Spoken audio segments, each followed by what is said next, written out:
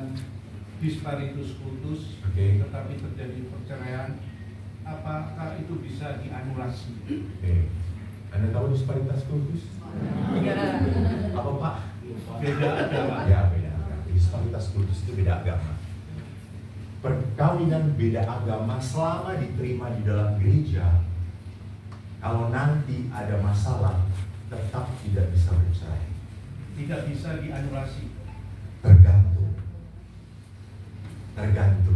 Kalau dianulasi, itu kembali lagi harus ada hakim yang melihat. Tapi pengharapan ada kan? Pengharapan ada.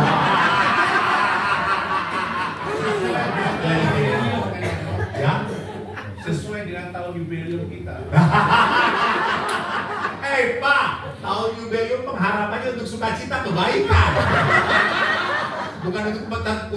Bukan untuk pembebasan dari penderitaan. Ya. Apakah pengharapan itu ada? Nanti biasanya tetap hakim gereja yang punya wewenang, Pak. Sekali dilihat historinya.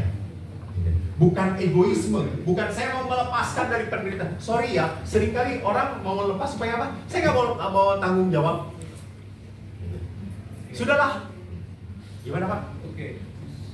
Kalau anulasi itu, apakah persetujuannya cukup dengan Roma paroki atau harus ke Vatikan? Hakim gereja saja. Sekarang hakim gereja setempat yang tidak harus ke Vatikan. Punya wewenang mereka, sudah diberikan sekarang. Kalau imam, lebih ke sana. Terima kasih Pak. Ya Allah.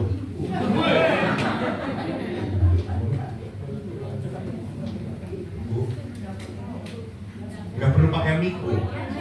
Ibu keras. Nah itu saya mau nanya masalah perkawinan saya ini dibilang cerai atau belum ya?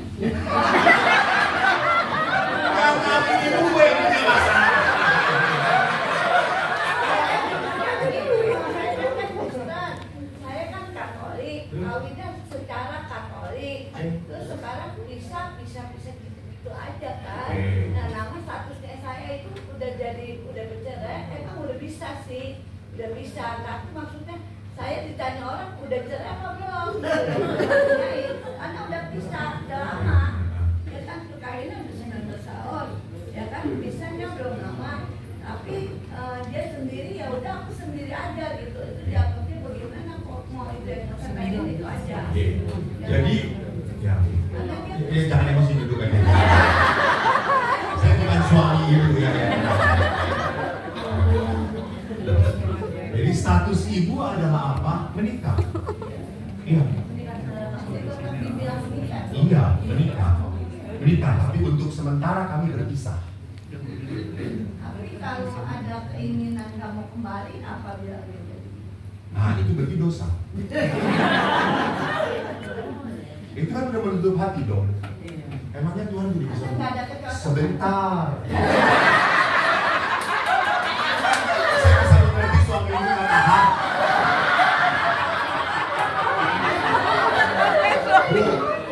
Jangan pernah menutup dari kuasa Roh Kudus. Bawa dalam doa, bukan bawa dalam kebencian. Kalau ibu bawa dalam kebencian sampai kapan itu menutup.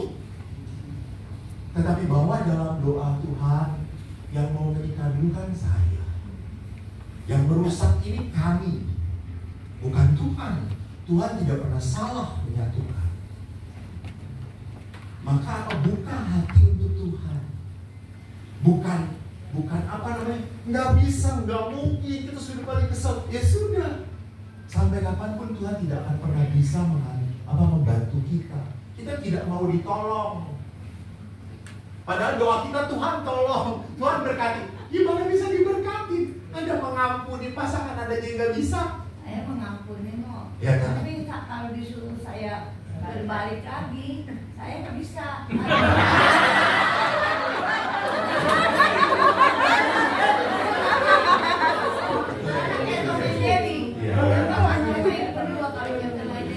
Sendiri-sendiri lebih bebas gitu.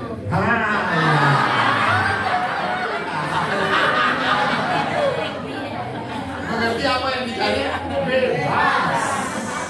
Bebas. Itu kesenangan. Kesenangan. Saya mau terbebas kok.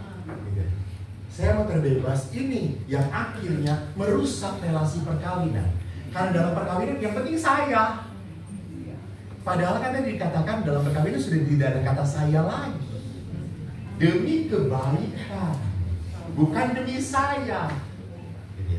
Jadi ibu, saya bantu doa ibu kepada ibu, saya doakan saja. Walaupun ibu tidak mau, Allah lebih kuat daripada ketidakmauan.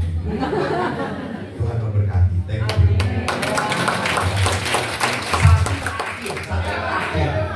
Dari Bapak. Laki, tadi perempuan laki. Tadi Romo sudah menjelaskan mengenai hal-hal yang menyebabkan pembatalan pernikahan. Halangan. Ya,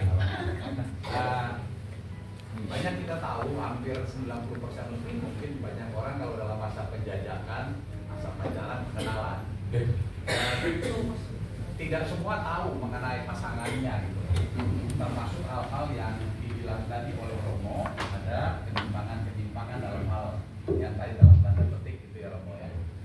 Nah, bagaimana bila dalam, kan kalau saya boleh mengistilahkan dalam hidup perkawinan ini kan hampir seperti kayak orang gambling ya Romo.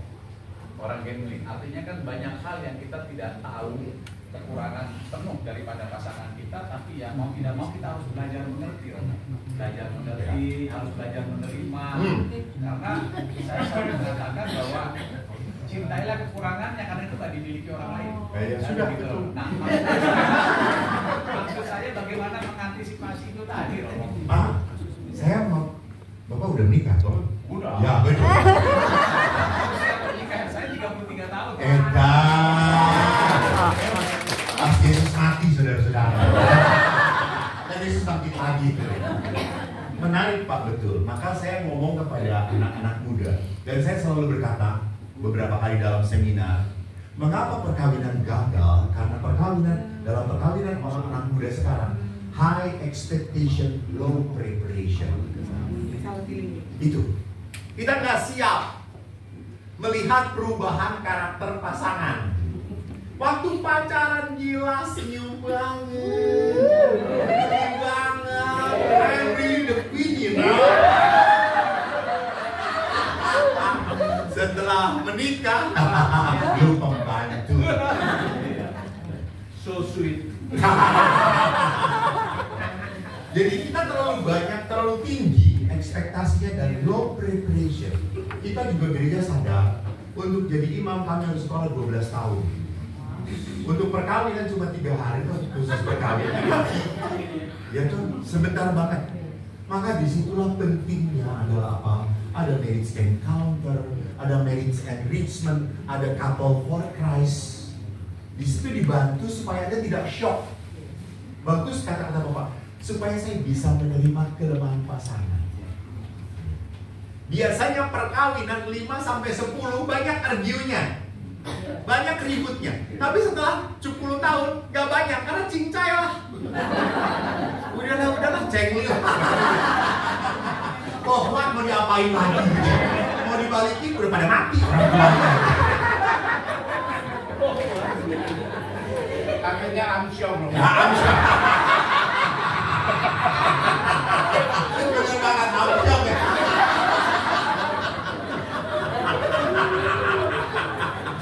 Amsyong Pak.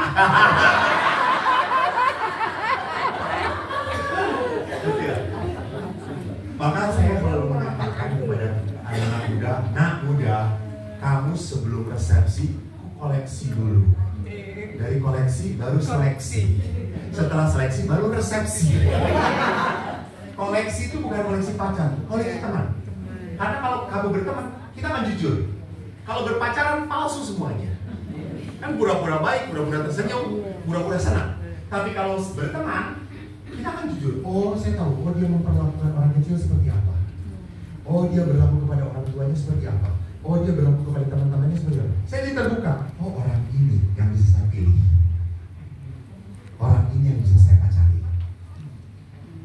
Maka penting memang beberapa imam bicara kepada orang-orang muda. Supaya apa? Supaya mereka mempersiapkan perkawinan sungguh. Karena kan kalau saya lihat kan kemarin saya memberkati perkawinan, pada saat setelah janji perkawinan, laki-lakinya langsung yes. Hey, belum mulai.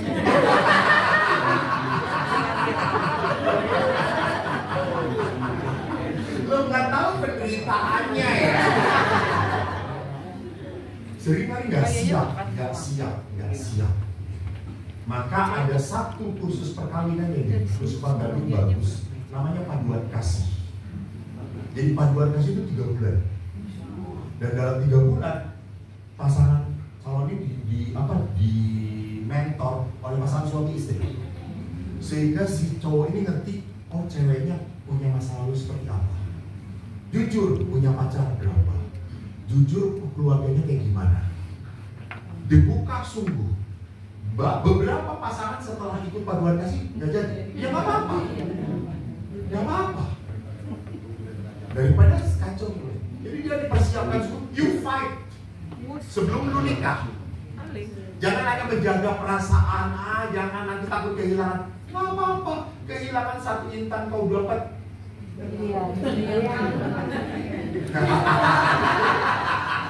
Haleluya.